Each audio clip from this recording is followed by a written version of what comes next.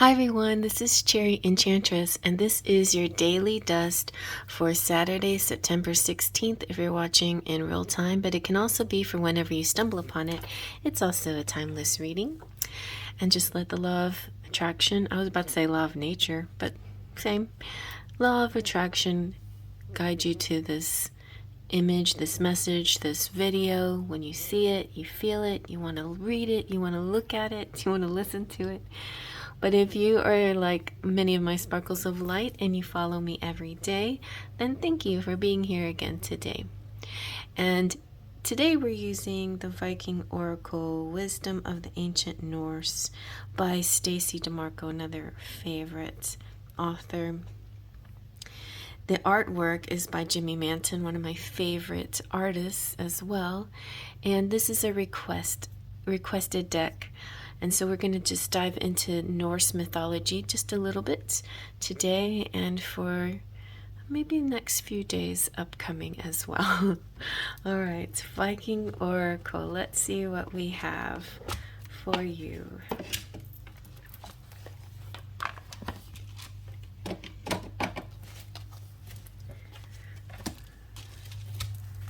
I'm going to give it a good shuffle, and then we'll take 3 cards for a collective message. When I do messages, I like to do a combination of visual interpretation, reading the author's message, because I feel like the author has a specific insight, and thirdly, getting the additional channeled messages and how it all comes together. And because it is a collective message, sometimes I'll feel different energies for different people. So just remember, if it resonates with you, great, take it. If it doesn't, then maybe just a general overall message is just a nice feeling for today. But maybe it's not exactly meant for you today. It doesn't always have to be meant for you. All right. Sometimes I feel like you can always get something from a message, but let's see. Okay, let's see what we get. We have Awas and Odin. Nice. Oh, we like it when the gods come out. And ooh, Yggdrasil. I got so many goosebumps from Yggdrasil. It's an important tree to me, but I think it's important for lots of people. Let me zoom on in and get your message. Awas can be pronounced either Awas or Uwas. And Awas is saying, don't be afraid of death. It is just another part of life. You will experience a new beginning once you have completed the current cycle, but not before. So set your boundaries clearly and you will be protected. Here's a sweet poem. I scrape the sky tall and straight, my roots deep in the underworld. Begin again when all is dead. Gone is what was, I rejoice in what is. I am the center, I am Awas. You know, Awas is associated with the yew tree, and that was very sacred for the Norse. The yew is a tall and very vertical, and if we consider the position of Awas within the sequence of the 24 runes, we see it occupies the middle point, its upright shape signaling the center. Awas is also a rune of protection and relates in this way to the yew as well, which is both protective and dangerous. The needles of the yew tree are poisonous, and it is this poison that protects the tree from predators. The death in Viking cosmos was not seen as something to fear, particularly if one was brave and ethical in life. The Vikings' beliefs did not promise rebirth specifically, but they did promise those who were chosen an afterlife spent with the gods and goddesses feasting and fighting in their halls. In keeping with the courage of the Vikings in the face of death, Awas, which is mainly concerned with the power of endings as well as beginnings, removes the fear of both figurative and literal death, while inviting spiritual confidence. If we're frightened to let go of something, Awas is helpful to us. If we need to let go of an old habit, and let it die, or if we're afraid to cut something back or fear that something may never start anew after that death, this rune gives us the confidence to allow the good death to occur. And the element is earth. And also it's interesting because I had sort of a death epiphany the other day. It wasn't like death. It was actually more of the eight of cups energy, like walking away. So in a daily dust, sometimes it can be just really simple. It can be just a simple activity that you do every day that's like a mini death, like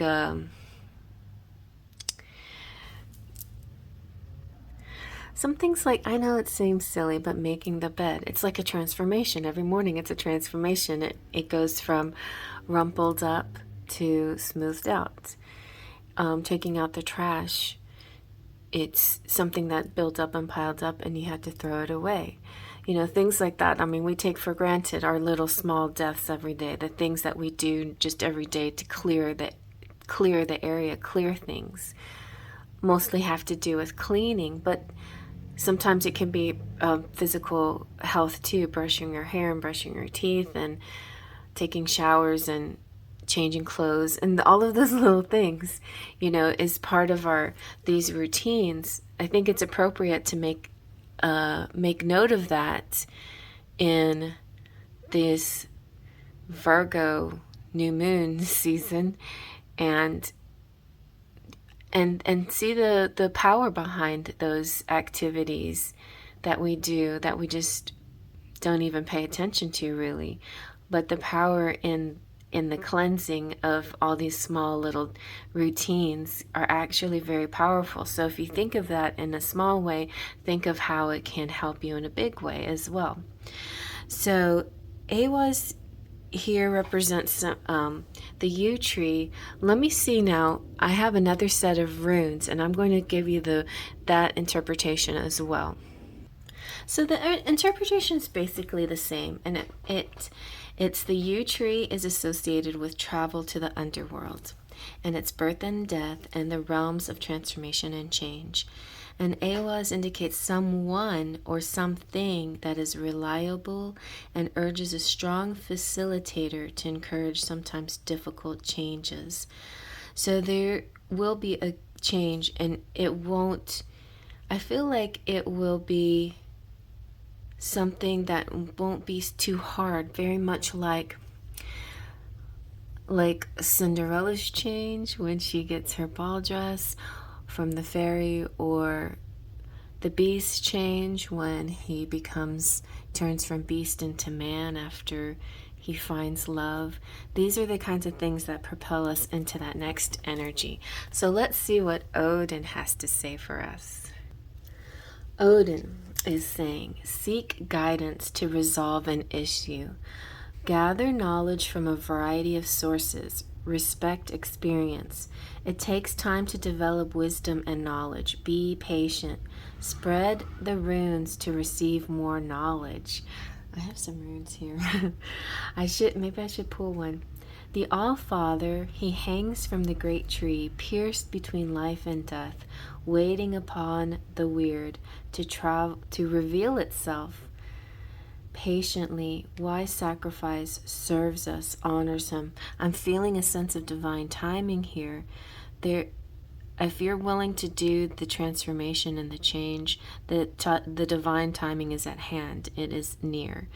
But I don't feel like you can call upon this divine timing unless you're willing to make this, to create this new space, to do this new thing, bring this new energy, to let go of the old, to allow the new.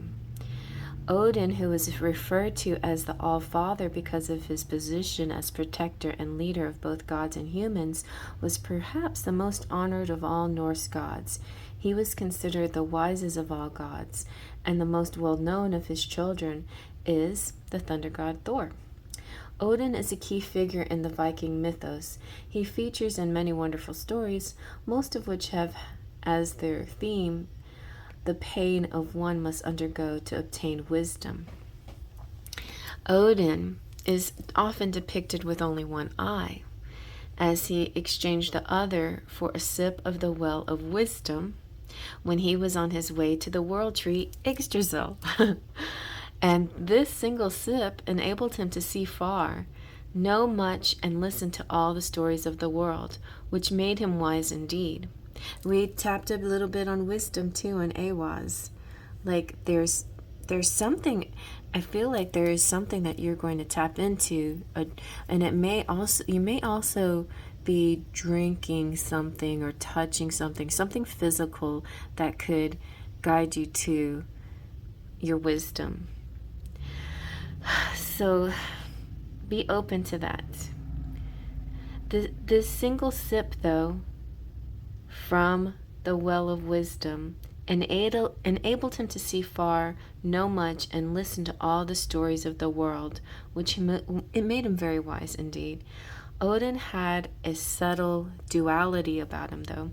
He was both the god of bloody war and death and the god of storytelling and intelligence. Warriors honored him before battle, for they hoped to enter his hall Valhalla if they died in combat. Fathers and teachers honored him too, in hopes that they would be wise and protected of the children in their care. Those who wished to glimpse their future or gather wisdom through an oracle could use the oracular tool he discovered, the runes, which were symbols most often carved in bone, wood, or stone, and are featured also in this deck. You can see this is a symbol of Awaz, the actual rune. And to obtain the runes from the Well of Weird, Odin hung himself from a branch of Yggdrasil, pierced himself with a spear, and then peered into a shadowy waters below, remaining there for 9 nights until the runes revealed themselves to him. I'm not going to do that, you guys, okay, I promise. Odin teaches us that education and listening to the wisdom of others is invaluable to his own growth and development. And the more we know about a situation, the better we can assess it. Therefore, research is rarely wasted. And another thing, this is kind of tying into yesterday's very deep, very mysterious kind of reading, but I feel it has to do with this kind of a stubbornness of people already thinking they know something and being like doubling down in that, and now not allowing yourself the ability to see beyond a particular set of beliefs. And that, I think, is also Awaz is helping you release it. You can, so in other words, if you have a preconceived idea of what a person that you're interested in thinks about you, and you can't let that go, that could be the block that keeps you from that person. So it's important to open your mind and see that person as loving you. Like, what do you want from that person? You want to visualize that they want to be with you, right? That they want to join with you, that they want to love you the way you love them. So visually imagine that. Don't imagine, oh, they think I'm a pest, or they don't like me, or they're busy with somebody else, or they still judge me for my past sins, or whatever. If you keep thinking those thoughts, then those thoughts will remain there. Then that will remain the block that can't open up to this situation, open the situation up.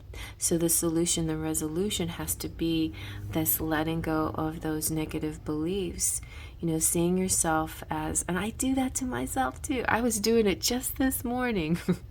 I'm so silly. I'm just thinking, maybe he doesn't really like me. Why do we do that to ourselves? I don't know. So, but a lot of times we judge people or assume things just by what we see right in front of us, just with our own eyes, and our own eyes don't always interpret correctly, right? But the actions of others we just sometimes interpret.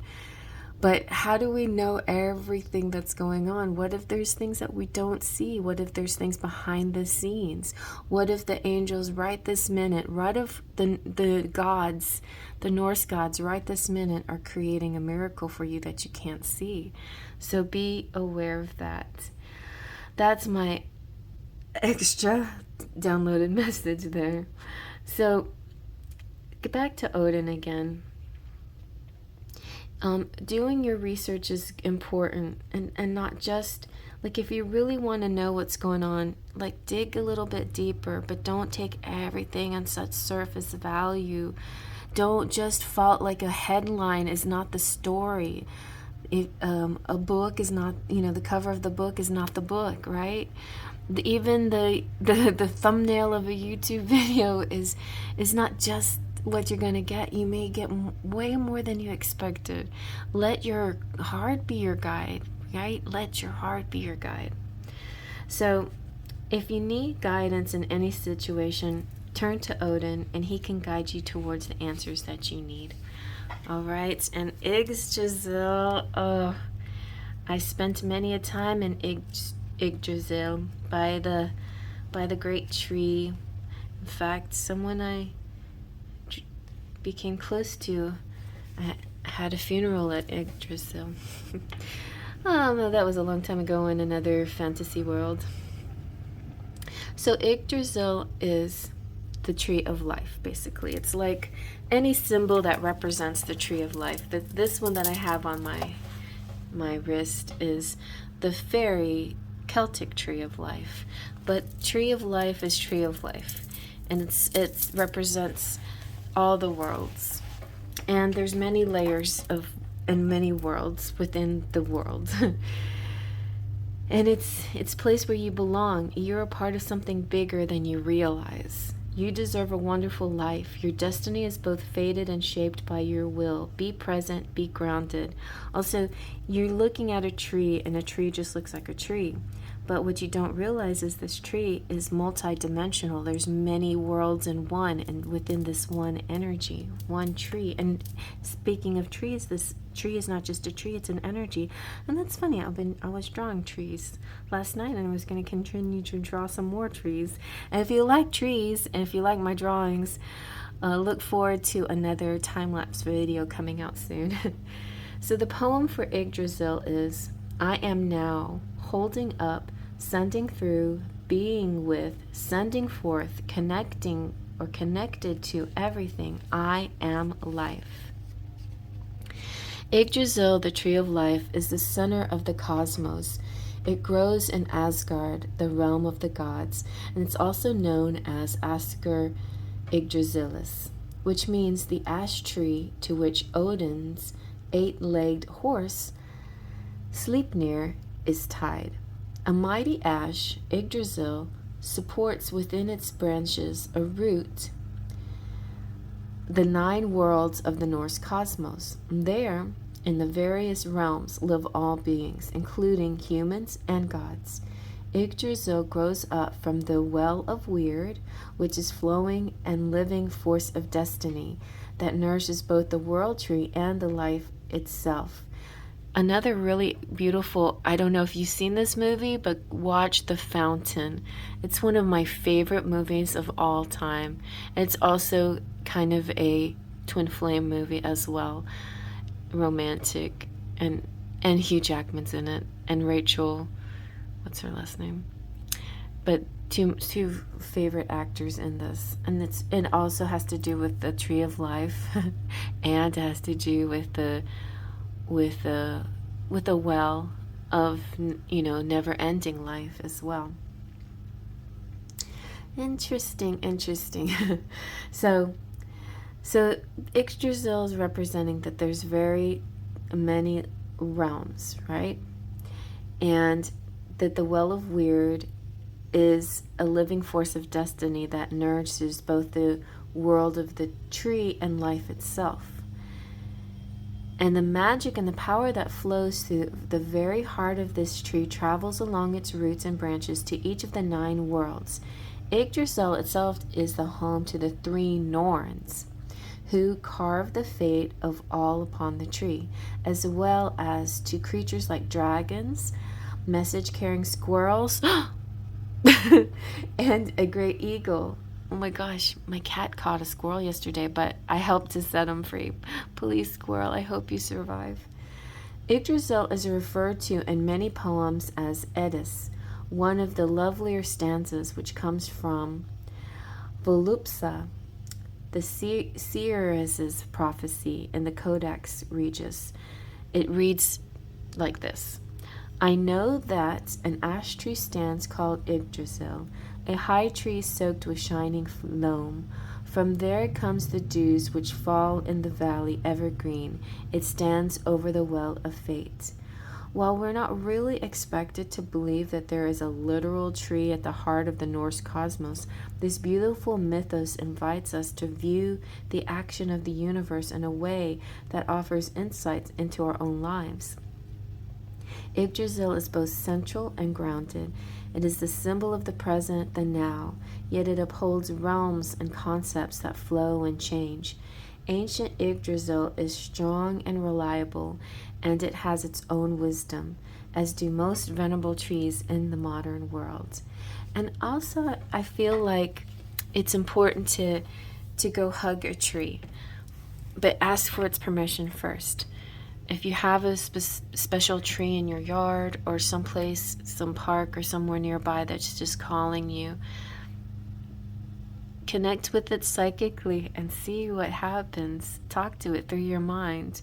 I talked to my tree in the backyard and it like opened its arms and I heard it say, bring it in, come on, bring it in.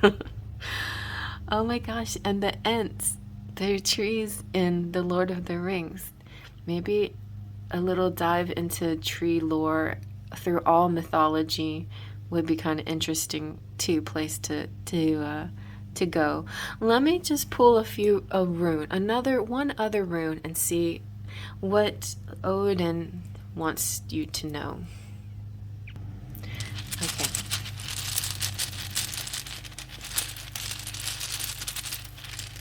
Just gonna pull one. Oh my gosh, I pulled a blank one. Wow. That's very interesting. To me, that's even more powerful than pulling one that has something on it. I feel like that blank, it's like a blank slate. The blank slate is exactly what death does, right? It gives us a blank slate where we can plant anything, start anything, do anything that we want. The blank rune here is a modern inclusion to rune divination. So it's modern. It's interesting that it's modern because this is no longer ancient. It's like we're in our times. Use the ability that you have in this time. And it's open to the qualities that you give it. What do you want to create? What do you want to manifest? It's now open for whatever picture you want to put in there. You may make your own meaning, and the common meaning here is emptiness or no answer. But it's not necessarily a no answer. It's an open answer. It's like open-ended. It's whatever you want to do, whatever you want to create is yours, and Odin's going to help you. So embrace the unknown. And it's also possibly the answer. It could be that it's like we've been talking to you. We talk to you every day. Are you paying attention? Are you listening to me? It could be that you're very fixed and stubborn in a certain belief and you still haven't cleared it away. And so you can't receive it yet until you clear it away. Okay, so for some of you, everybody's going to have their own message here. But there's a lot of you out there with connecting differently to this. I recommend watching The Fountain, though. There's a few things that happen. There's your will, God's will. There's fate and destiny. There's your ability to manifest that what you want to come into your life. There is predestined things planned for you. There is choosing wisely to follow a certain path to get to where you want. There's choosing wisely to follow the path that will give you the challenges that you actually want to encounter on your path, because you know that those challenges will help you and level you up and make you more of who you want to be. There's the road of least resistance, and then there's the road that's exciting, but it's also the hard road sometimes. The road of least resistance can be very peaceful and beautiful, but there could be times where you go into lack because of the simplicity of it. You go into that lack mindset or energy. Maybe you choose to have a challenge. It's interesting. And my role here is a kind of a flashlight. I'm showing you the possibilities, the different roads, the different paths, the different ways you can do things. The choices are yours to make, though. The choices are always yours to make, and the future is ever changing, ever moving. But there are portals of opportunity that resonate higher and stronger than other times when it comes to divine timing. So if you want to embark on something new, you're at a great time to start something new. If you want to connect with a person, you have to clear something out still. You don't know who this is meant for, but there's something that still needs to be cleared out. It could be just the way you see yourself, or the way you perceive the way the person sees you. But you have to clear that away. Okay. Well, I hope you like that. I know it's a little long. I'm gonna shorten it up again, I promise. Pay trust to Pixie Dust.